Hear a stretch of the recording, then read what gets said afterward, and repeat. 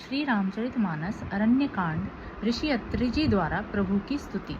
नमामि भक्तवत्सलं कृपालुशीलकोमलं भजामि ते पदाम्बुजम्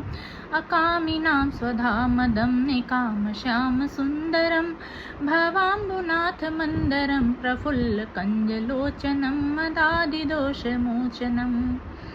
प्रलम्बबाहविक्रमं प्रभो प्रमेयवैभवं निषङ्गचापसायकं धरं त्रिलोकनायकं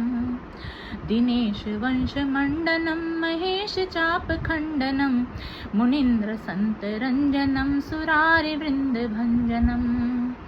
मनोजवैरिवन्दितं मजादिदेवसेवितं विशुद्धबोधविग्रहं समस्तदूषणापहं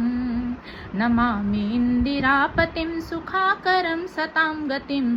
भजे सशक्तिसानुजं शचीपतिप्रियानुजम्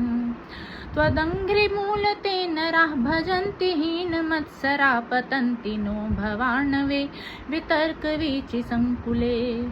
विविक्तवासिनः सदा भजन्ति मुक्तये मुदा वीरस्य इन्द्रियादिकं प्रयान्ति ते गतिं स्वकम्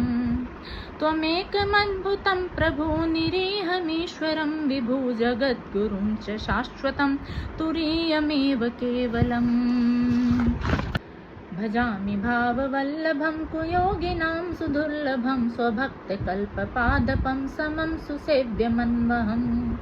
अनूपरूपभूपतिं नतोऽहमूर्विजापतिं प्रसीद मे नमामि ते पदाब्जभक्ति देहि मे पठन्ति ये स्वयमिदं नरादरेण ते पदं व्रजन्ति नात्र संशयं